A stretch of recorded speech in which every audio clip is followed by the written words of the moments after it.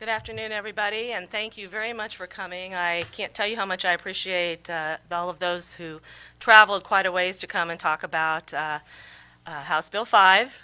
And the first thing I'd like to do is introduce our panel members. We have Kent Scarrett, the director of the Ohio Municipal League.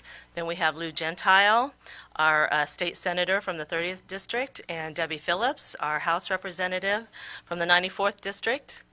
And we also have some other officials here. Representative Scheer, let's see, in the back, if you'd stand up, thank you. You'll have another chance to come up here. I'm just introducing a few people.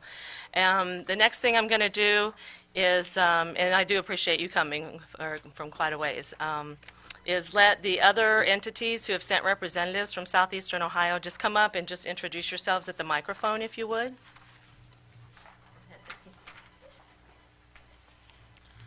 I'm Randy Finney, City Manager, City of Gallup Police, and I have Ronnie Lynch, Tax Administrator, with me.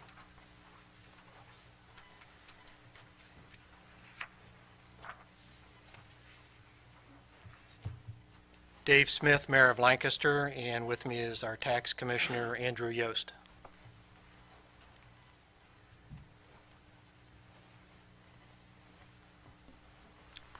Joe Matthews, Mayor of the City of Meriden. With me I have Tom Vukovic, our Chairman of Finance Committee in Marietta. Tom.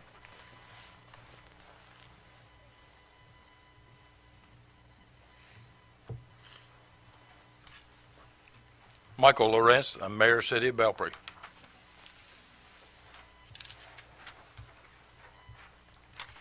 Good afternoon. My name is Sue Powell, and I'm the City Auditor for Nelsonville, just right up the road.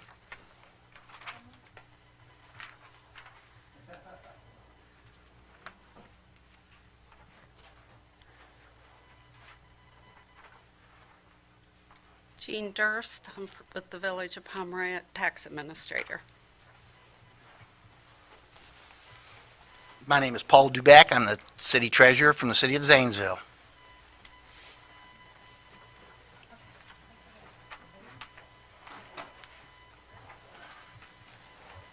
Thank you all for coming. I don't know if I introduced myself in the beginning, but my name is Kathy Hecht. I'm the Athens City Auditor. We also have our City Treasurer here, Mary Ann McClure, our Tax Administrator, Tina Timberman, two of our council members, Steve Patterson and Chris Nisley, members of our Finance Committee, and next, and my Deputy Auditor is here, and also our Administrative Assistant for Tax, Chris Robers, and the Deputy Auditor, Laura Kreider, are here. And next, I'd like to introduce Mayor Paul Weil.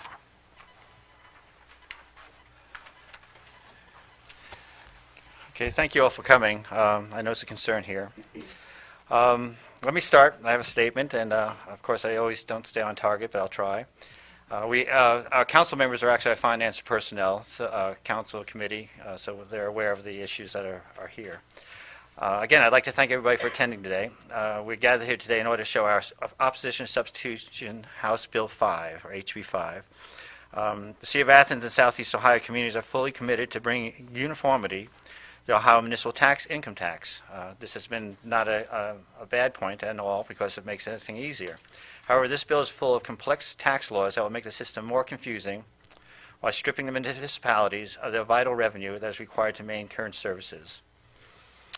Although Substitute HB5 is full of issues, there are a few that are devastating to our municipalities. The mandatory net operating loss, NOL, will affect about 42% of the municipalities negatively. The offset language is also a difficult problem. The 20-day occasional entrance rule, that is my concern because we do have a lot of construction that goes on in and out, and we have a lot of part-time businesses that actually live outside the city. Certified mail requirement. This is an issue that we have in terms of what's going to cost of operation. And the consolidated return language.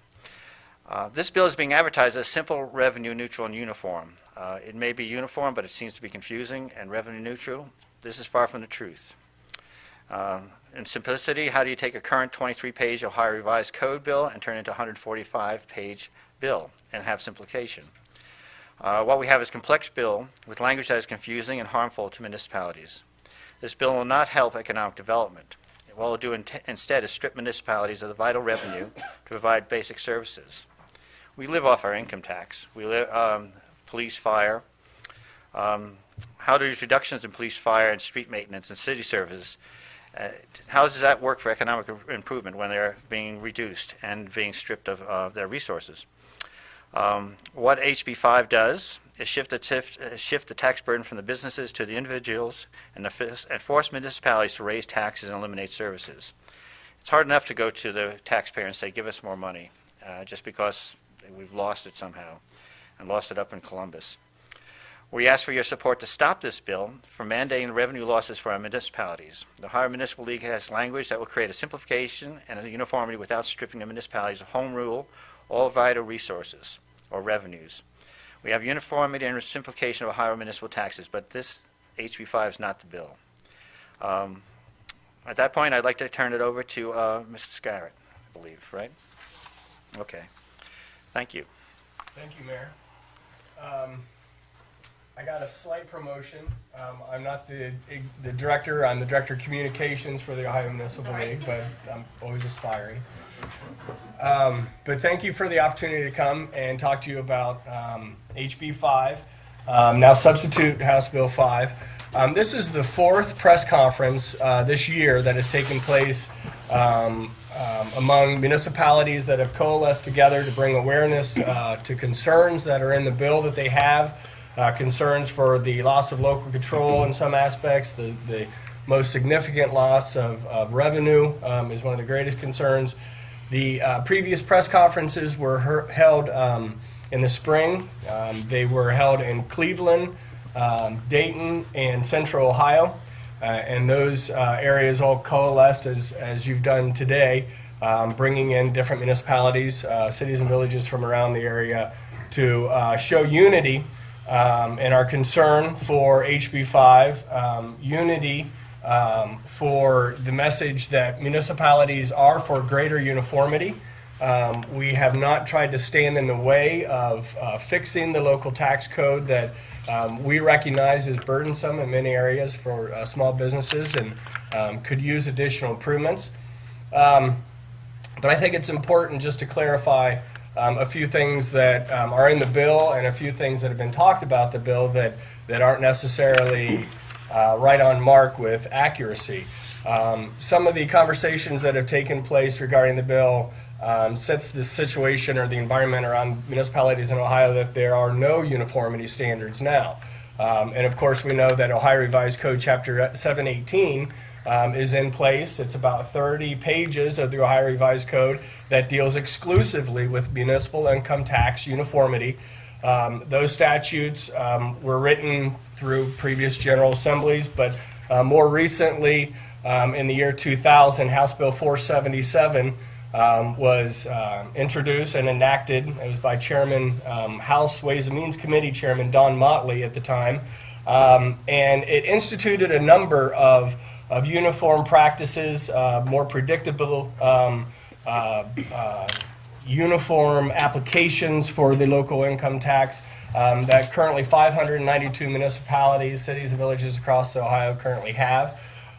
So 477 introduced due dates, introduced qualifying wages, the definitions for the appeals process and the Board of Tax Appeals. Different rules and ordinances and credits were established at a more uniform level. Then House Bill 95 carried that even further 3 years later with greater uniformity, creating the business net profit base definitions and other exempted and qualifying wage clarifications that businesses and preparers sought. And then 3 years later, there was House Bill 183 that also went further and instituted the Ohio Business Gateway System that the state currently has. That is a central taxation system for businesses and preparers to utilize, partly for municipal filing requirements. So when the environment is explained by supporters of the bill that it's kind of a wild, wild west right now as far as municipal income tax practices go, that isn't true because there are a number of standards right now, and this bill would just continue those standards and continue the work that we've tried to do to make more uniformity and bring better ideas to the local tax system. The Municipal League has always been involved in the previous bills that have gone towards greater uniformity. We've either been supporters of those bills or interested party. This is the first bill, and it's unfortunate, but this is the first bill that we have actively opposed because of the language that's in the bill that would compromise our revenues to such a large degree that we just are unable to agree to some of the treatments that are being proposed. As was mentioned, we, through the course of 3 years that we've been working with proponents of HB5, and before HB5 it was HB601 in the previous General Assembly, we've been working with those advocates for about 3 years. We worked very intensely with the chairman of the House Ways and Means Committee over the summer and drafted legislative solutions that our municipal coalition of representatives around the state came together to address all the areas that were brought to us as concerns. These areas were worked out, creating statewide standards that would not be as negatively impactful to our communities as what is represented in HB5. We offered those solutions to the coalition and the sponsors of the bill. Some of those ideas were incorporated, but the big ticket items that are the most significant areas of reform, our ideas for greater uniformity were not incorporated, were not adopted. The ideas to change the treatments that are reflected in the bill now that we are here today to talk about and we share our concern over kind of won the day. And I just want to extend my appreciation to Representative Gary Scheer, who is here with us today. He serves on the House Ways and Means Committee. Representative Scheer is a CPA. He worked very extensively on this bill. He met with us numerous times to talk about different ideas on how we could get to common ground. And we appreciate the work and all the time that he put into it and the other members of the committee. But unfortunately, a product was presented to the committee that was different from what we had worked with on the chairman. At the last minute, there were some changes that were incorporated in the bill that changed the treatments for us, that made us go back to our severe reservations and opposition for the revenue issues. That bill was adopted by the committee. That bill was then passed by the Ohio House November 13th by a vote of 56 to 41. So the bill actually passed by 6 votes. It needed 50 to pass, and it only got 6 over that 50. So it by no means was a slam dunk, and we absolutely would like to thank Representative Phillips for her support and all the work that she did, all the work that Athens has done. And I'll just tell you, the municipal coalition that had worked with Representative Phillips, members of the Ways and Means Committee, and other members as we go forward, just to give you an idea of whom the players were that participated so extensively to try and draft legislative solutions to the areas that were brought to us that need greater uniformity. Those coalition members that consist of course, the Municipal League, the Regional Income Tax Agency, RETA, Central Collection Agency, Dayton Area Mayors and Managers Association, the Northeast Mayors and Managers Association, Ohio First Suburbs Consortium, Ohio United, the cities of Cleveland, Columbus, Cincinnati, Dayton, Toledo, Troy, Oakwood, Athens, of course, Bowling Green, Dublin, Sharonville, Newark, and Shaker Heights. So you can see that we had a multitude of communities that sat at the table with us and with Chairman Beck and other legislators that we tried to address these issues. The communities vary in size, they vary in geographic location around the state. So we are serious about trying to bring real solutions to these problems, but what has been presented to us is something that our municipalities just can't afford. And I know the other senators the senators and representatives are concerned about the cuts to the local governments through the cutting of the local government fund, and I'll leave that to our legislators to talk about some of the past changes the state has instituted that has changed our revenue abilities to fund services that businesses and citizens expect.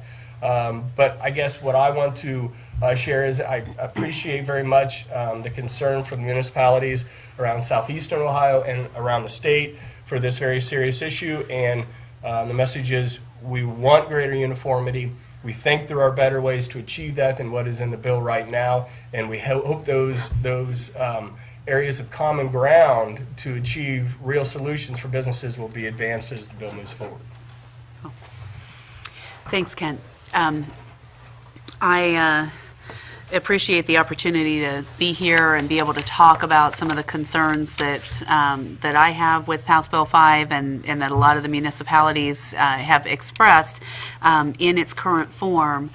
I do think that there are good goals. You know, when the proponents of this legislation came forward talking about uniformity and reducing the paperwork burden for businesses that may work in more than one city, that absolutely makes sense. You know, I think that everyone can get together on the idea that we want to reduce paperwork, we want to simplify things, and make sure that our communities are going to be competitive and attractive places for businesses.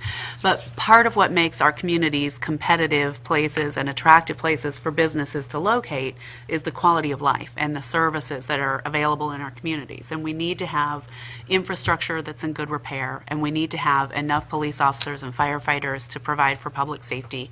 We need to have strong local schools. You know, those are the things that are attractive to businesses when they're deciding where they want to locate or expand their operations. So there's, you know, always that balance when you're looking at issues related to the tax base. And you know, I think those very good goals of trying to simplify the paperwork and that makes sense.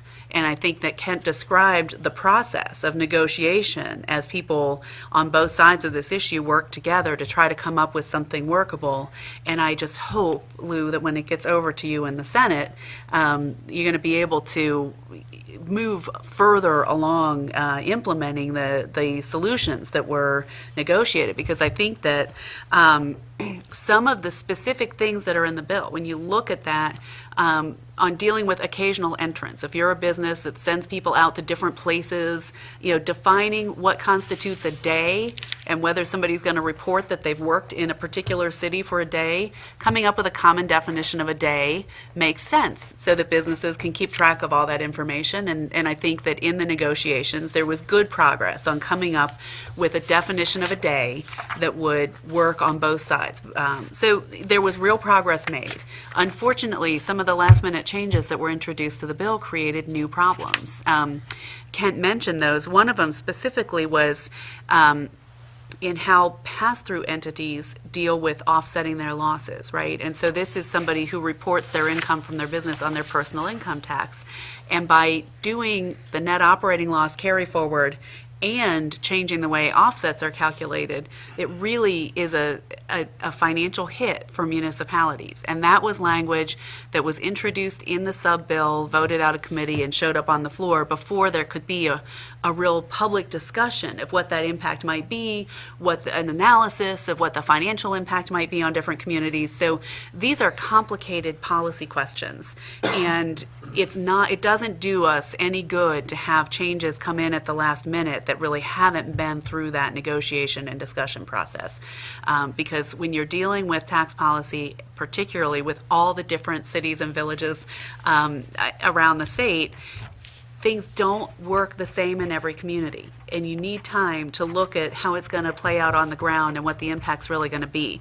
My main concern with this legislation, and the reason that I voted against it, is the revenue impact that's been projected by a lot of the municipalities that have taken a look at this legislation. We have seen, because of a tough economy and the states had to balance budgets, that burden has been spread down to the local governments. And the state has historically had a local government fund that is a part of a revenue sharing strategy with the state's general revenue, and it's distributed by formula, and the townships and counties and cities and villages get some of the local government funds by formula from the state. Well, in Governor Kasich's first budget, those local government funds were cut 50% to our local communities. That had a dramatic impact on the ability to provide those core services and maintain public safety and maintain infrastructure in our communities.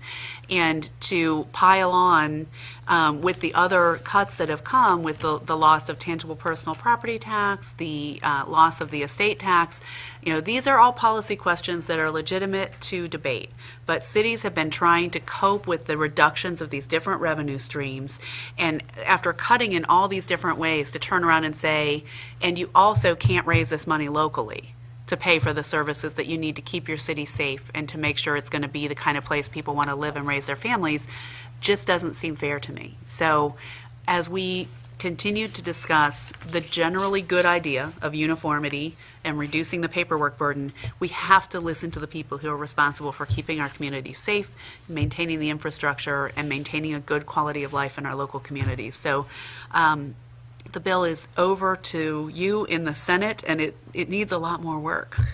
When you say me now, it's just not me.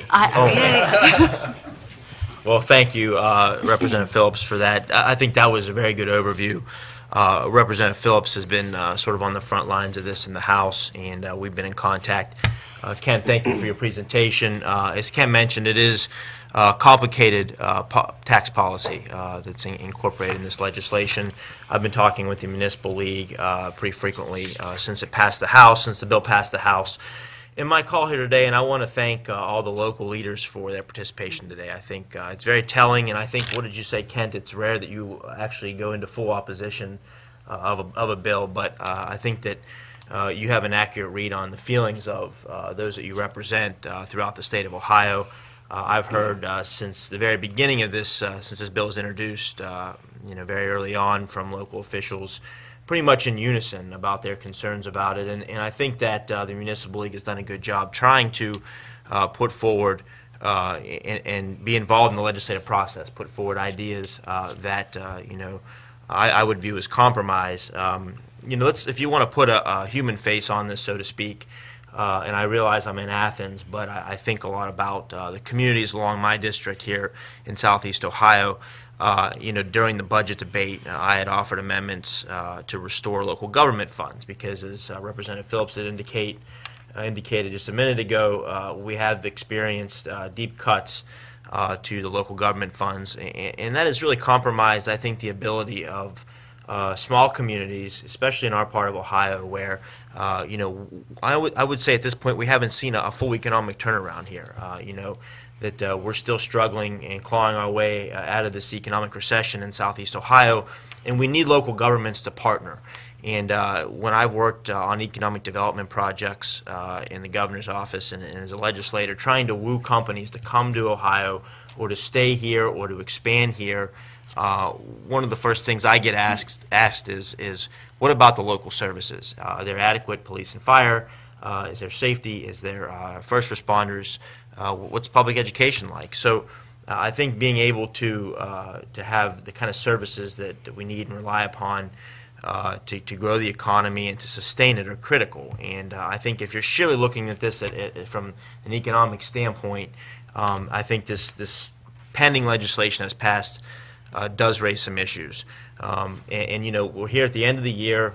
I think we're supposed to return after December, or after the Thanksgiving holiday in early December, and I would say to Senate leaders, let's not rush this through. I think that the Municipal League has some good points that they want to make with respect to how to modify this legislation. I think they've made their point very clear that we're not opposed to the idea of uniformity, but revenue impacts would, I think, seek to further complicate and compromise the ability of local officials, communities, cities, villages, townships throughout the state, municipalities in this particular case, but municipalities to provide the basic services that people have come to expect. In my hometown, in the city of Steubenville, we've seen a lot of violence. The chief of police, the mayor, and I, we have met with the stakeholders in the city to talk about what we can do to curb the violence, but the fact that they have not been able to bring their police force back up to the number of police officers they once had has really compromised their ability to keep the city safe and to create an image there externally that we're open for business. And I see two really good mayors here with us, three really good mayors here with us today that I represent. But I know the challenges they faced. We've worked with them closely, and so my hope is we can slow things down in the Senate and try to repair, this existing pending bill that was passed out of the House. We can strive for uniformity, but the revenue impacts, I think, give us all cause for concern and for pause. And so I'm willing to work with the coalition. We already have reached out to the Municipal League. Mayor Vincenzo in St. Clairsville for a time was involved heavily, and so he keeps me in the loop of what's being debated. But we have to stand with our municipalities when it comes to protecting their precious revenue streams and making sure that we don't jeopardize the health and safety of everyone to benefit just a handful of taxpayers. If I could give one example, and I just want to tell you that the things that we're thinking about, and one of the biggest issues in this bill, and I'll be quick, but it's the net operating loss carry forward scenario that I'm sure many of you are familiar with, and it represents the biggest issue in the legislation that will cause the greatest degree of harm to our revenues. Right now, there are 152 municipalities that have a local income tax. 42% of those 592 are either at zero net operating loss carry forward, as a number of communities in this room are, or are less than 5. So in the bill, it mandates, as Representative Phillips said, it mandates a 5-year NOL carry forward for each of the 592 municipalities, and it adds this new offsetting procedure or method that is contrary to the way municipalities treat like and unlike and apportioned and unapportioned incomes, so that a fair representation of the local tax obligation is realized and is equitable. But we've got 175 municipalities that are at zero NOL right now. And those 175 that are at zero will feel the full brunt of that 5-year NOL mandate, no matter if there's a phase-in or not. A number of those communities are also the county seats of many of the counties that they're located in. This is just a crude map, but it's a map just to give you a representation of how it is a statewide issue. The uncolored in or the darkened in counties are the counties that will be affected, that have municipalities, at least one municipality in its county that is at zero or less than 5 NOLs. So it is completely a statewide issue. A number of these municipalities are struggling already with their finances. We have offered, and one of the counters we offered in our negotiations that was rejected, to address the idea of getting greater simplicity, predictability, and uniformity to the current net operating loss carry forward, is to have a tiered system and have each municipality decide for themselves between 4 options: 0, 1, 3, or 5 years. They would lock in, they would decide the treatment that is appropriate for their financial condition, for their community, if they could afford to offer this tax deferment plan to businesses that are within their borders. They would choose the year treatment. They would be locked in. So the predictability would be realized by having that treatment not being altered. It would be locked in for those communities. Any new community, there's about 300 municipalities that don't have an income tax right now. They would have to take a 5-year NOL from the offset for their new municipal income tax.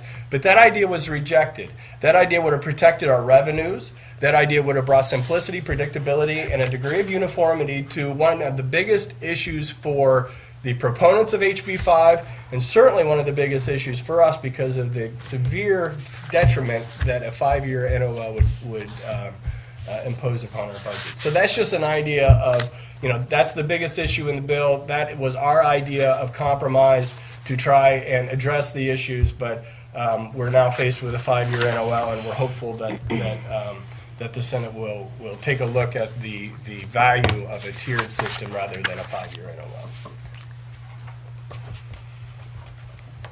Thank you, everyone. 2 introductions I forgot to mention: that our Service Safety Director is here, Paula Mosley, and that Mayor Luke Feeney of Chillicothe came in just a couple of minutes. Auditor, sorry. Auditor, like Nice promotion. Sorry. Or demotion. Promoting everybody today. Came in just a few minutes late. I'm just trying to move things along. Anyway, at this point, I would like to invite Representative Scheer to come up. If he has, he is a proponent of this bill, which obviously we are not, and so if he has some comments he'd like to make. Oh, you can come up here. Well, thank you so much, Kathy. And Tina, thank you for the invitation. I guess I do want to explain, I'm here because I was invited, and I appreciate that very, very much. I thought twice about whether I would tell you that. But I'm here with two good friends and peers, and three, as a matter of fact, with Kent. I may be jumping right into the fire from the frying pan into the fire, whatever phrase you want to use for it. But I'm here to present the reasons that House Bill 5 has passed out of the House and out of the Ways and Means Committee. By a little bit of background and introduction, I'm a CPA. I'm one of two CPAs in the House of Representatives and the Senate. The other is Pete Beck, the chairman of the Ways and Means Committee. And if there is an architect and the one that spent untold hours working between the two sides on this, the business coalition that was interested in getting something put together, and the Ohio Municipal League and CCA and RETA and the others, as well as the different municipalities, is the other CPA. He absolutely took the lead on it. I'm, as a matter of fact, pretty new into the legislature. I was appointed about a year and a half ago to fill the unexpired term. Wasn't on Ways and Means Committee at first, but came on the first of this year. So have not been directly involved in the negotiations. Certainly did meet with Kent and others and listened to a lot of testimony, studied the matter, so forth. But it has also been an issue that I've dealt with for the last 35 years as a practicing CPA and a tax preparer. I've got one visual aid that's getting kind of worn now. I own, if you've heard of Jackson Hewitt Tax Service, actually until about 3 weeks ago when I sold it, because this part-time job as a legislator takes a little more time than I anticipated it does. But I sold my business about 3 weeks ago. But I owned a number of Jackson Hewitt tax preparation offices, as well as having practiced as a CPA and so forth.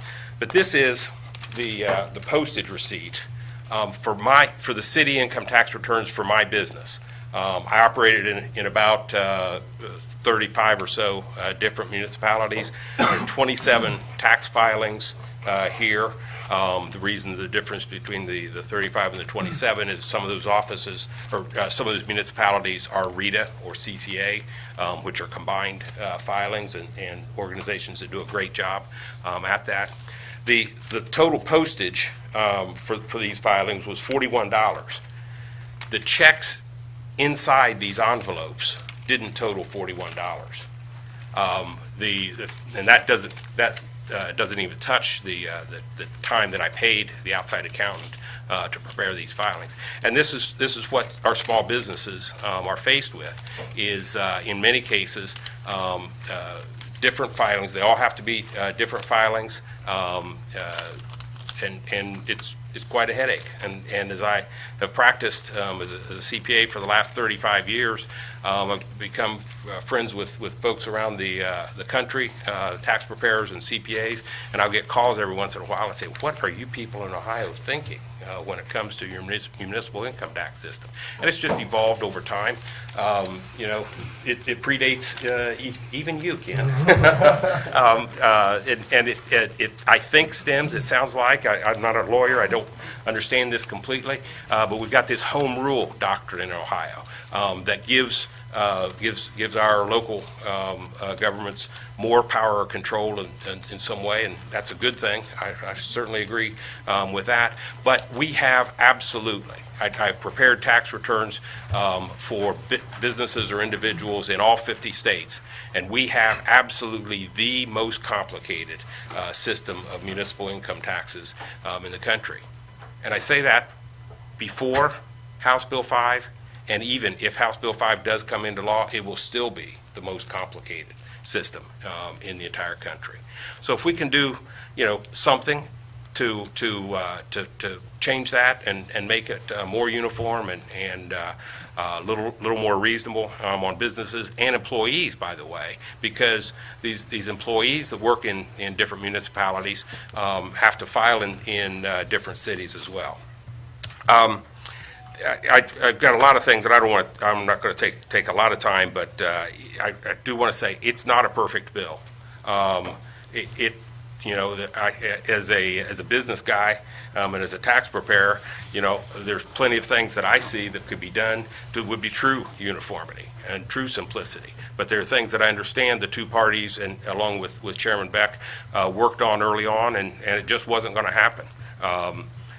In large, some of them because of the OML side, digging their heels in and saying no way, and some of them because of the business coalition digging their heels in, and so forth. The net operating loss carry forward was one of those. Now, maybe you all totally understand what the difference is in this net operating loss, but our tax system, federal and state and cities, somewhat arbitrarily picks 1 year as the period of time that we measure profit or loss. And in early stages of most businesses, that ends up being a loss. The federal law allows a 20-year carry forward and a 2-year carry back. So it's a smoothing. It's if they happen to lose money in the first couple of years and then they make money later on, or we have ups and downs on a more routine basis, I think we'd agree that if we were starting with a blank slate, if we were starting from the very beginning, that it's only fair that we would allow businesses to pay over the course of time only on the total of their income. Because the example we've got right now in say, a city, for instance, that doesn't allow an NOL carry forward, let's take a 5-year period of time, say they lose $10,000 in a couple of those years, they make $30,000 in the third year, they maybe drop back and lose something in the next. Over the course of 5 years, they've broken even. They won't pay any tax in those loss years, but they will pay more tax in those profit years than what would really be due on the whole income stream. The problem is to the cities, of course, that's already built into your revenue stream, and I get that. I totally understand, and that's why the parties and Chair Beck came together with a study committee, and I have heard stories that there's been other study committees, over the years that the legislators put together, and it may or may not have impact. The effective date of the net operating loss carry forward provisions have been pushed out and won't be effective until 2017, I think. And that's after we will have this study committee is directed to gather actual data. Because I'll tell you, we had in committee reports from different cities of wild numbers that there would be potential losses on this net operating loss. And it's something that most cities aren't really tracking right now, because if it's a loss and then there's zero tax on it, and so forth. So the data is suspect in some of the cases, in some of the testimony we had, with a strong exception being the city of Athens. Tina Timberman was awesome in her testimony. I'm not saying that because she's here. I'm not saying that because I'm in Athens. Well, yeah, I am, but it is absolutely, positively the truth. Tina Timberman, in the Ways and Means Committee, we didn't agree across the aisle, or we didn't agree, all members of the committee, except on one single thing in this whole process, is that a member of this net operating loss study committee, we absolutely want to nominate Tina Timberman to be one of those members. And if you'll give her up for some time in the future as this comes out, we would love that. She did awesome. Her numbers had backbone. She showed us the data, and I absolutely believe, I think you estimated about $60,000 a year for the animal. 62 to 64. That's how detailed she is with it. We had numbers from some cities that I view as roughly the same size as Athens of hundreds of thousands of dollars. One comes to mind, I'm not going to name it, but a city I don't believe is as big as Athens. $700,000 was going to be their cost for the NOL. So hopefully you can understand how, we just figured that the data wasn't, it wasn't verifiable and wasn't accurate. But the study committee will have real data. Cities will be turning in 3 years, 11, 12, and 13, I think, are the 3 years, right? And then we put in a very late amendment into the law, or into the bill, that specifically noted it doesn't obligate a future General Assembly to do that. The lawyers tell us we can't do that. But it specifically talks about using the local government fund. And I know that word is not a fun one to bring up necessarily with the cuts that were made, but using local government funds to make it square. Now, what make it square is, that's not the language in the bill, I know that. But, and there's where, Lou, as it comes over to the Senate, if it helps, gain some credibility, if there is some strengthening in that part, Kent, that's what I mentioned here before, that you'd like to talk with you one-on-one.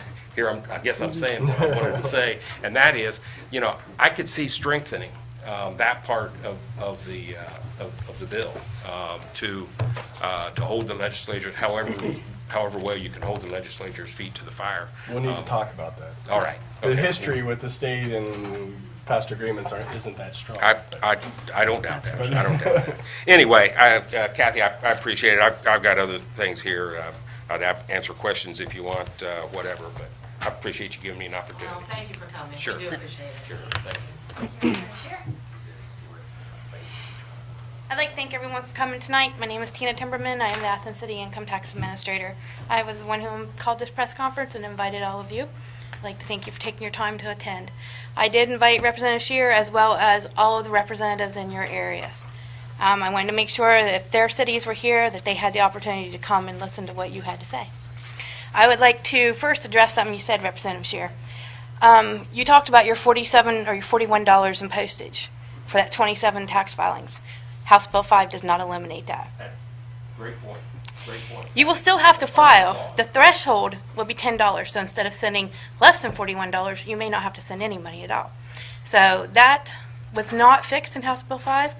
Therefore, everyone holding your receipts and stuff like that, it doesn't matter. It wasn't addressed. It wasn't taken care of. So that will still be an issue with the state of Ohio. And there's just no way to get around that. If you work in a city, whether you make money or not, you're required to report to that city so they know that. If not, if you don't report, then the city's going to think you're delinquent and they're going to start sending you letters, and then everyone's wasting money. As far as the study committee goes, I definitely appreciate the nomination. Thank you very much. However, if we want to have a study committee, it needs to be stated in the bill that, first of all, you can't mandate a 5-year NOL and then say, well, let's study it, and then if we need to change it, we will. It won't get changed. At the point that you mandate a 5-year NOL, it'll never be taken out of any legislation because it'll be considered a tax increase at that point. And we all know that there's not going to be no tax increases put through the state. So if you want a study committee, then you need to put that in your bill, and you need to remove the mandated 5-year NOL. After the committee results come back, if you think it is an acceptable loss, then at that point, you can put forth a new bill to mandate a 5-year NOL. That's my point on it. I know everyone seems to think that the NOL numbers are all over the board, and they are. But every city is different. Some are more business-based. Some are more residential-based. Some of them are bedroom communities. So everyone's going to have a different NOL. It is hard to pull these numbers without physically looking at the data.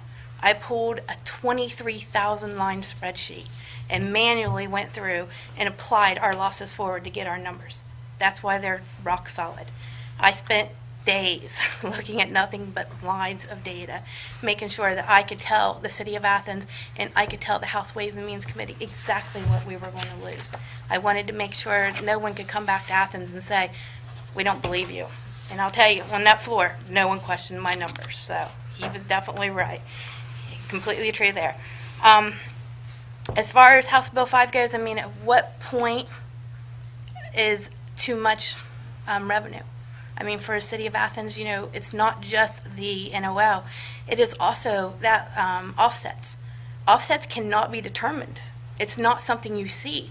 So there is no way to go back and look at information and say, oh, we're going to lose 60,000. It could be hundreds. It could be thousands. there is no way to look at that data until those offsets start coming through. So for us, we can't say, oh, we might lose this. We have no idea.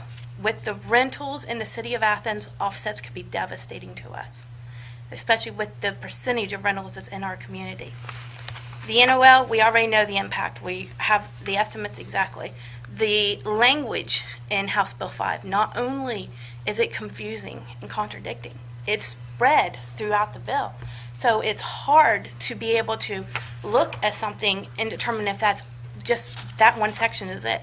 The occasional entrance rule, just for an example, it starts out in the beginning of the bill, then it's in the middle of the bill. So there was actually a part of the occasional interest rule I missed until I was reading 20-some pages later. And I had to go through and change all my testimony and my entire outlook on how it affects us. So it's not organized. It takes a 23-page legislation to 145 pages. So, and other than, just those major issues, language on the assessment process, which is, to me, overreaching. Changing the way that you audit returns and mail out letters. To me, that was just a way to control how we audit our everyday process. But I won't stand here and go through everything. We could stay all night, so I just wanted to address some of the concerns and thank everyone for coming. Now, I'd also like to open it up for any questions that anyone might have right now for any of the legislators or Kemp. Anyone? Yes. Would you like to come up to the podium or? I'm sorry, there's no microphones in the room. Okay.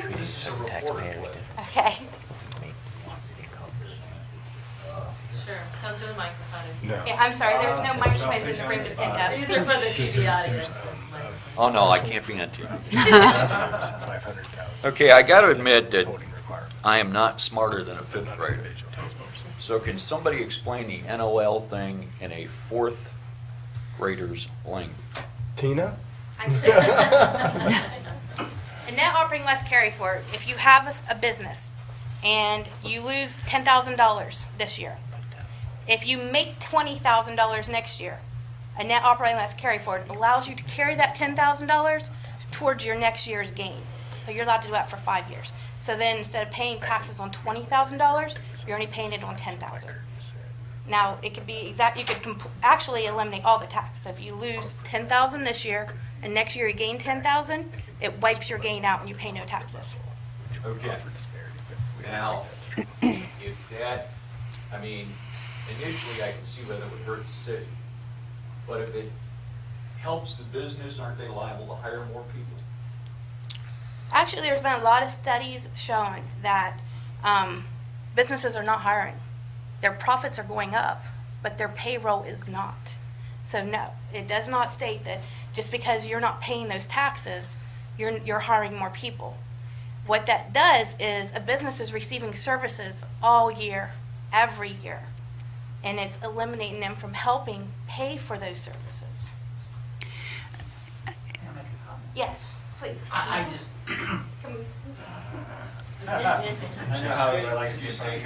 Yes, sir. My name's Paul Duback. I'm city treasurer from Zanesville, Ohio.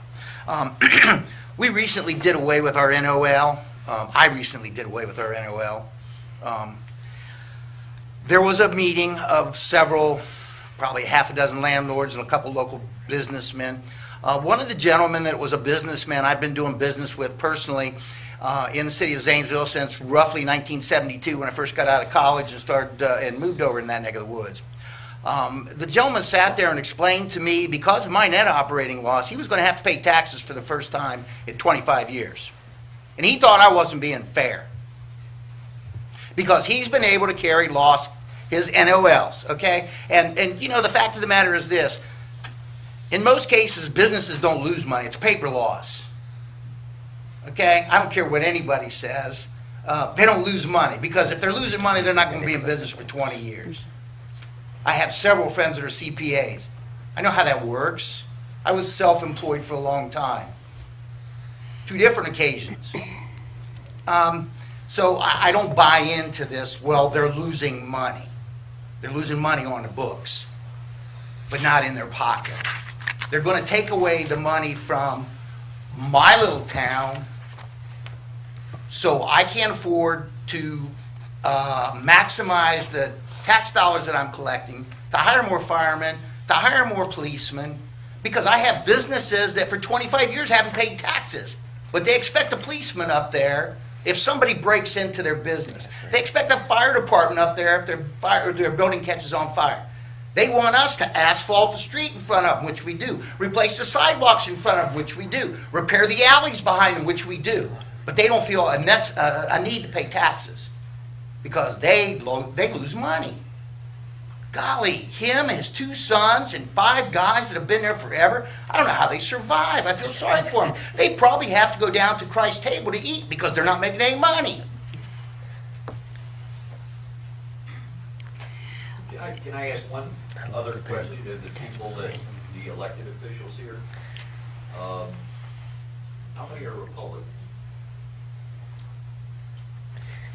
Gary. Gary's Well, That's the Nelsonville? that are against this? Yes. We have several, okay. Yeah. There is actually, as far as municipalities, it's universal. I mean, it's Democrats, Republicans, Independents. Every municipality I know of is against this bill. Yeah, it's not a partisan issue. When it comes down to the local level, it's all about equity among taxpayers and the preservation of services. And this bill cuts breaks for highly compensated taxpayers in certain communities, especially if they own pass-through entities or different partnerships. They'll receive a significant break on their local tax obligation, and that shift will go down to the W-2 wage earner, who will be faced with reduction of services or a demand for greater tax service or tax rates on the local level. And I would respond to your question about taxes generally too. There's the Governor Kasich's budget. There's been a lot of talk about the tax cut because there was an income tax cut and a tax cut for pass-through entities, which were described as small businesses. But if you look at how that was paid for, it's essentially a tax shift. This is the largest spending state budget in state history, and somebody's paying for that, quote, tax cut, which benefits disproportionately the wealthiest people in the state. It's paid for because in the previous budget, the local government funds were cut by 50%, and that money ended up in the rainy day fund. It's paid for by an increase in the state sales tax that everybody's paying. It's paid for by eliminating the 12.5% rollback on any future levies, so all your local levies are going to cost more for the local property tax owners going forward. And it's paid for by means testing the homestead exemption and essentially raising taxes on anybody who turns 65 after September 1st of this year. This is a similar thing, in my view. If you look at throwing in the offset provision that benefits those pass-through corporations, it's benefiting a few at the expense of everyone else. So I think looking at it more as a tax shift rather than a tax cut would be more accurate. And there's one more to throw in there, the Ohio estate tax, the repeal of the estate tax, which represented roughly $300 million annually to municipalities alone. 80% went to local governments, 20% went to the state. That elimination left a large hole in many budgets. And, you know, just to continue on, that was a big change. And then the tangible personal property, the dealers and tangible tax, that was another $300 million of lost revenue. Municipalities, townships, and counties have suffered over $1.2 billion cut from the previous budget, House Bill 153. This most recent enacted budget in June offers another 4% reduction in the local government fund because of the tax breaks and the tax cuts that were included in the bill. When the state brings in less revenue, there's less revenue to be distributed to the local governments through the local government sharing fund. So on top of the 56% cut we received in the previous budget, there was another 4% cut that doesn't get a lot of attention, but municipalities are feeling it, and they're seeing that their numbers are continuing to go down, even though there was supposedly a freeze on the cut. Well, there wasn't. That wasn't as transparent in the actual budget bill, but counties and local governments started to see that impact shortly after the budget bill was passed, and I had received calls from county auditors just, irate because we were essentially telling them, as far as we can see, there's no direct cut, but once you start to, as you described, once there's less revenue coming in, the bottom line is, they're passing off less and less to the townships and villages and the counties. And it doesn't look like that's changing. I mean, there's an acceleration of that mentality that just cut, and the influx of economic development will take care of everything. And we know that, as was mentioned, businesses are sitting on capital. They've been sitting on capital for quite a time, for quite some time. They're not investing in their businesses as much as they've done maybe 10, 15, 20 years ago. They're concerned about the economic landscape on the federal level and state level. So they're sitting on revenues, and profits are going up in businesses. There's no doubt about it. But that profit is not being re-energized into increasing hiring and expansions. Some businesses are actually at the size that they want to be. Their efficiencies have been met with their business model, and anything on top of that is just profit. It's just gravy. And so, we absolutely, municipalities are dedicated to supporting businesses in their communities and throughout the state, but there's just a skewing going on from the realities of the partnership that has to exist so that businesses continue to flourish in our state. Thank you, guys. Any further questions? Yes, Bob. I'd like to take 2 seconds. I'd like to thank everybody for coming, one, because it's a long travel for everything. I think I understand the need for uniformity. I think it was a municipal luncheon in the spring. I polled a lot of the mayors who were there. I was at the atrium, I believe, and I went around asking, regardless of party. Many of them were leery of this process. They had concerns. I think I did talk to some CPAs too. They had you had the hats on too. A lot of the small village fiscal offices do double duty there. They looked at this as a hope for a streamlining of it. I myself am one of these Neanderthals when it comes to taxes, so therefore I rely on Tina for this type of stuff. Smart. But I recognize also that we all like to think our cities are unique. And that's it. We have different processes and different needs for these things. And I say that because we're 74% rental in the city, 72%. That's totally inverted from what's going on with the rest of the cities in Ohio. I think it's like 34. So we have a different animal. We have 20,000 students who don't make a lot of income tax, but require those services. We tried doing a construction where 20,000 of those students are gone in a 3-month period. With a 20-day rollover, we could be starting to lose little bits and pieces, especially when you're trying to do, this type of job, and contractors come in and out, cycle in and out at the university level, at the city level. So, and again, I'd like to think our city is unique, and I think all of you think your city is unique, because we are, So there's this uniformity. It's as I said, I talk to CPAs. I know CPAs, and they say this would be nice, make my life easier, but. There's a certain downside of it. And again, if it could be done without a tragic loss of revenue, that it'd be nicer, And again, I'm just speaking for myself, and as I say, my, 4th grade education of what it takes to do taxes. I mean, I try keeping everything on the 1040 easy for myself. But at the same time, I recognize everybody's different, and they have different needs. And can we address those? Can we make it work for everybody without cutting off our toes? But again, thank you for coming. Can I ask you one question? Yes. In terms of the university, just the existence of the university here, which you don't get taxes on, they pay some money for services. Doesn't that make Athens even more unique? It does. We've got 20,000 new fresh bodies every year, eternal 18 coming in here. A lot of energy, a lot of vitality. We are different. We're there. 5,000 residents. About 5,000. Yeah, we're a village when it shuts down, And half the people love it. They say, "Oh, the students are coming back. Oh my God!" But the other fact is that a lot of people love it because the students are here. They come in with their new fashion, their new ideas, their freshness, their energy. They're all learning. We learn with them. But that's it. I can't say every city's like that. And then how do you fit a tax model to fit everybody for that? Whether it's Pomeroy, whether it's Zanesville, Cambridge, Lancaster, Logan. We're all a little bit different. Chillicothe, we're all a little bit different. And how's this model going to fit? It will help some and hurt others. And And in the aggregate, it appears that it hurts more than helps. As I say, I talked to CPAs, and they're hoping it will make their job easier. Just because there is as you say, and thank you for showing up. I know you showed at the Mayor's Partnership for Progress meeting, and I took a few whacks there too. He went right into the mayor's den there and had to deal with us. But thank you for coming, and thank you for at least giving us the side of it that we need to hear too.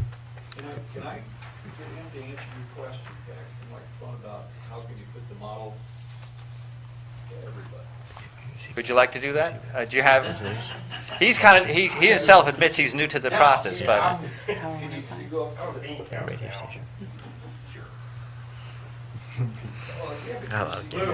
you doing, buddy? Thank you for doing it. No problem at all. You're doing great. Yeah. He's friends. Okay, the question. How do you make the model fit everybody?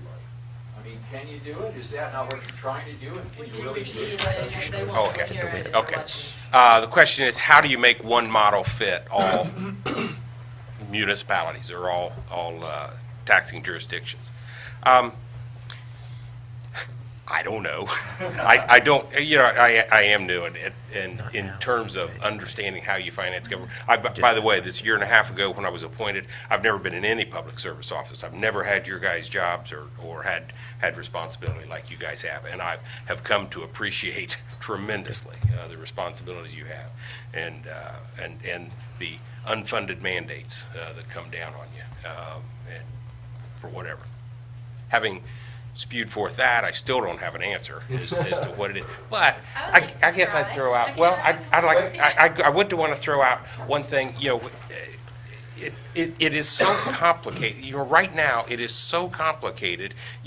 Because you noted that we've only got 5,000 residents and we got 20,000 students coming in that don't pay an awful lot of taxes. But, and I don't know this for sure, but I think I've got 2 college professors, brother and sister-in-law, and they do all right, and they pay, well, they don't because they're in Nebraska and they don't have municipal income taxes. But, you've got a lot of a great employee base, I presume, with the university that is, I presume a pretty good revenue source for you. But anyway, I'm sorry. Actually, before we go on, Okay. there is a way Can I to say simplify something? this. We can hit all the non-revenue impacting items. We can make uniform due dates. We can solve the extension problem that wasn't addressed in HB5. We can also there's a lot of things at the Municipal League. They actually have a bill waiting and ready to go that will address a lot of the complexities that's non-revenue impacting at all. It's the big issues like the NOL, the pass-throughs with the offsets, and the 20-day occasional entrance rule. We, as a group with the Ohio Municipal League, we're not opposed to uniformity. We have worked for years with legislators and cities and have bent over backwards to try to give everything we can to help make it simple for businesses and help make it uniform for everyone so people like Gary can do their taxes and file them easily. Now, one thing is the taxes that they're filing is their federal and state taxes. They're just submitting copies of their federal and state returns to the municipalities. There's not a lot of additional information you have to do, right? Just complete the form. And every city is required by the Ohio State Code to accept a generic form. So if you have a software who's doing your taxes, typically they'll already generate the city income tax for you. It's just you have to mail them to the cities individually. The problem is the state doesn't allow, according to the Ohio Revised Code right now, extensions. They have to manually file an extension with every city in the entire state in April. So a lot of the accountants don't like that, and they want to accept the extension at the time of filing, which would be great, and it would make it uniform. However, in HB5, they took that out because there was a couple large corporations that didn't want to have a due date of October 15th, as they did with their federal and their state. So they removed the language altogether and allowed them the extra few weeks to file, and now everyone is required to file extensions in April with the due dates in April. So that was one of the things that we had suggested and had put in our language, but was removed because a few larger people didn't want that. So, I mean, there are things we can do. There's a lot of low-hanging fruit items that we could take care of easily, and make it more uniform, make it simpler. However, there's a lot of issues like the NOL, the pass-throughs, the 20-day rule, and everything like that still need a lot of vetting and a lot of new ideas, because what we have right now just won't work for everyone. Senator, you had. I have more of a question. Maybe you can address the question, Tina or Kent. But one of the things that I'm, as I look at this, I raises a concern or a question about the ability of, or lack of the ability to, for the more or less sophisticated taxpayers in this case. When I say that, I mean maybe those that don't have the accountants or the attorneys, but those who, to me it sounds like a lot of this is on paper, right? It's sort of what you're able to show and not show, and so what will be the impact of those less sophisticated taxpayers? I mean, will the larger corporations, those with the ability to afford the technical expertise, be able to game the system, so to speak, for lack of a better word, as opposed to maybe a smaller, mid-sized business that doesn't have that kind of technical expertise? Thank you for the question, Lou. It's a great question. I am sorry for those people that have a small business and have to file their own taxes, because you can't understand the law. I've read it multiple times, and as a tax administrator, I can come up with a different interpretation of HB5 than another tax administrator in another city. I mean, we have to have meetings to sit down and discuss what the law actually means. And still, even after we come to a determination, it's open to be challenged. I mean, the language that they changed in SERPs, it made it just iffy enough that, well, is it taxable or is it not taxable? And it opens the door for appeals. So a small business owner could not sit down and read HB5 and file their own taxes. I'm not even sure if my local accountants can understand the law. I've asked 2 of them to read it, and both of them got back to me and said, when it's passed, just call us, let us know what we have to do, because they don't even understand it. Yeah, I think that's the importance of, and I bring that up because we're about to have this come into our chamber, and so I think there needs to be more time for dialogue, questions like this. I think myself and many of my colleagues will have. And I guess I just want to extend to the elected officials in district and out of district that are here today, and administrators, as this moves over to the Senate, my commitment to working with the coalition on their suggested language and how we can help them with this. So I want to put that out there with this group today. Certainly we'll need to hear directly from you and from those that represent you with the Municipal League. So I wanted to extend that offer before the group today. Thank you for putting this on. Thank you. Like I said, we are for uniformity. We believe we can have uniformity. We just believe we have to protect the revenues as well. Yes. Representative here? Yeah, I guess. Okay, you said this is not a perfect bill. Yeah, but I thought this was. And there was a study that you pointed, but after this was already in the bill and going, so they didn't get to study it. No. It's not wait until we study it. Well, It's been like this for years and years and years, so Right. another year gonna hurt. number one, they've been working on a bill for 3 years. And the study committee part is a new committee to be formed as a result of this bill. It's written into the language of the bill that a study committee will be formed to study specifically this NOL thing, and to gain good data on what the impact really is to the affected municipalities. That is actually what we asked for. We asked for it to be removed and studied and then decided upon. Or the our other option was the 0135 option, locked in. Senator, if I could ask you one more question. Yes. Knowing your colleagues, is it going to be an uphill battle in the Senate? Well, let me answer that 2 ways, I guess. One is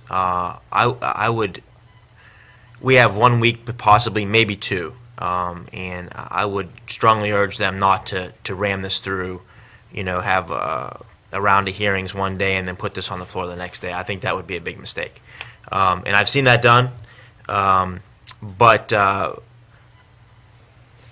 It's unclear to me at this point. I will say that I think I would hope that Senate leadership would be sensitive to the fact that there are several of my colleagues in the Senate that represent municipalities that would be impacted by this statewide. So my hope is that that they caution, they hear the caution of their local leaders and take them seriously.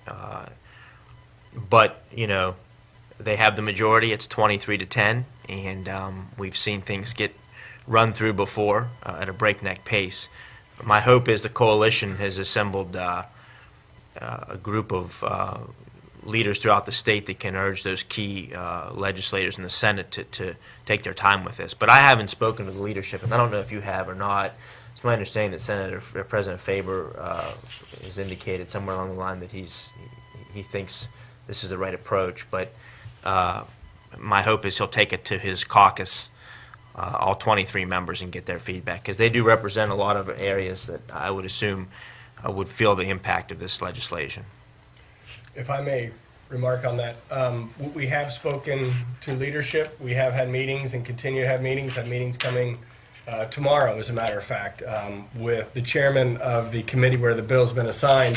The bill was assigned in the Senate to the Senate Finance Committee, which is a different move than where we anticipated the bill to go to the Senate Ways and Means Committee as it was assigned in the House. Ways and Means Committees generally are where tax bills are referred. This clearly is a tax bill. But the Senate chose different and assigned it to the Finance Committee. So we've been meeting with leadership. Senator is correct. I think there is a greater awareness in the Senate because there are more municipalities in Senate districts than there are in House districts. Literally, some House districts may not include any municipalities. It may just be strictly a township district. So there are greater constituencies that will be affected by this bill in the senatorial districts. I'll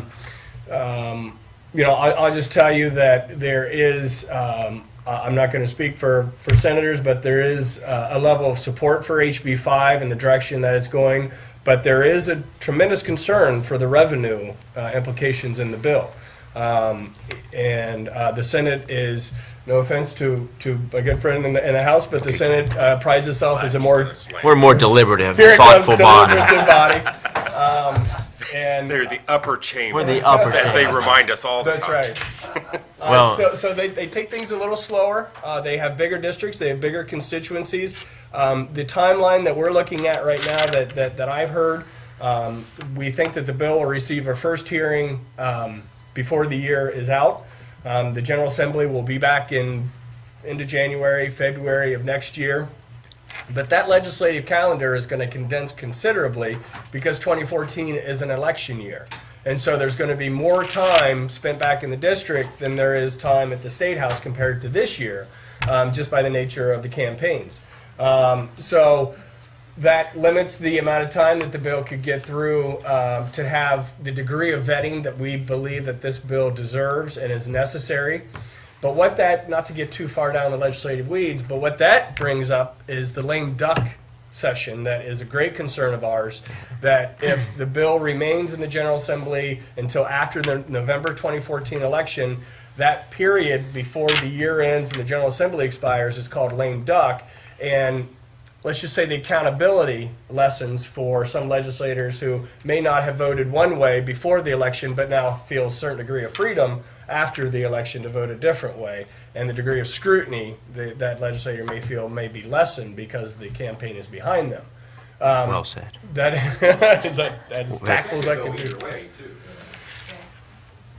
Yes, it could go either way, but we don't have a strong track history of things breaking our way in the General Assembly when we're put up against the forces that we're competing What against. I'm thinking is that, business people donate a lot of money to campaigns, and if they didn't have to worry about that anymore, then they might go in favor of the municipality. I've been doing this for over 20 years. And I'm not jaded, but I am realistic. I'm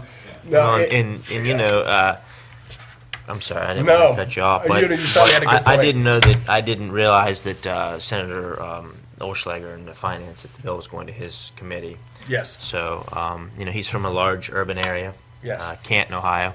So, and he's a thoughtful and deliberate legislator. So, I think key is educating the committee and all of our members in the Senate about what points you have made, you brought forward here with the OML, and so that we can educate them quickly, because it is complex, it is technical, and there will be questions. And as a member that does not sit on finance, when you're not in the committee hearing, sometimes you're unaware of what's taking place. So I'm going to work hard with you guys to make sure that my colleagues that are not on that committee understand the importance of the issue and are educated. So commit to working with you on that. Thank you, Senator. There's one local flavor I'd like to say. Senator Peterson was invited and was unable to attend. I spoke to Senator Peterson this morning.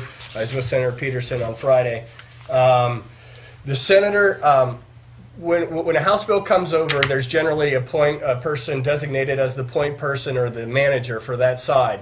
Senator Peterson has been designated as the shepherd or the Senate manager for House Bill 5. Previously, that manager was Senator Beagle from the Dayton area. There has been a change, as there was a change from Senate Ways and Means to Finance. There's a new manager, and it is Senator Peterson. Senator Peterson is from the central southeastern area of the state, the 17th Senate District, which is Highland, Ross, Fayette, Gallia, down along that way, Ross, Lawrence, Pike, Pickaway. So I think that's important to know that a senator from the southeast and central south will be leading the discussion, if you will, or will be the manager for this bill, will be a point person for anyone interested to share their concerns with the bill. One other point I want to put a little clarity to, and it's important when we talk about this study committee, to really talk about what is in the bill. It is true there is a study committee that is imposed, and it is to study the net operating loss carry forward. The language was amended on the House floor by Representative Umsteds to expand that study committee's purview to also include offset, the consequences of offsets to local revenue and the impacts to our budgets. But the committee has until May 1st of 2015 to conduct its work, prepare a report, and present that report to the General Assembly and the governor. That's 5 months of a new General Assembly that this committee, the study committee, is supposed to take on this task of having enough time to review the data, such impactful data. We all know, if you've been around the legislature, the first work of a new General Assembly is the budget. That is what takes up the most time and the oxygen, the attention of legislators. So it is true there is a study committee, but there's a 5-month window, so take 1 month off of that with the new General Assembly coming off, take off the degree of attention that will be given to the new budget and the state operating priorities, and then try and fit in this committee that's going to have a real chance to make real recommendations in front of, as Tina said, an NOL that's coming a year later, to have the courage to stand up and say this probably isn't the best choice for municipalities. So we would ask that committee be extended. We would ask that the NOL, 5-year NOL, be removed so that an impartial analysis and study of the impact can be realized without the pressures from an already instituted 5-year NOL coming right behind. We just feel that the study committee, we appreciate the study committee, but we think that it could be given a better chance of succeeding. Make two very quick points on. I guess one, Kent, when we talk more, but the purpose of that May 1 was so it could be included in the budget, and this, the local government fund, somehow taking out of the state's budget to make it square, that was intentional. If I'm certain that there could be discussion about whether that makes sense or not, but I just do want you to know that's why a relatively short time frame was put in there. And the other thing is, this was a bipartisan, the ultimate vote was bipartisan. There were some Democrats that voted for it, there were some Republicans that voted against it. Not very many of you. One Democrat. One Democrat. And 4 Republicans voted against the bill, joined Democrats. So four Republican members crossed party lines to say, no, this bill isn't ready. I don't miss the House. But one member did jump over, Stephen Slesnik from Canton, voted for the bill in committee, and he voted for the bill in on the House floor. So that is true. It definitely was bipartisan. But there was bipartisan opposition as well, is what you're Absolutely. saying, in Yes. the House. Is that what? Yeah. Yes, yes. And those members were Representative Rich Adams, Representative Ross McGregor, Representative Jim Butler, and Representative Blessing were the 4 Republican members who crossed party lines. All right, I'd like to thank everyone for coming tonight and go ahead and wrap it up here. Again, you know, I really appreciate you taking your time out of your schedule and coming, and I really appreciate Senator Gentile coming, and Kent Scarrett, and Representative Shearer, and Debbie Phillips as well. So thank you all, and have a good night. Have a safe drive home. Thank you, team.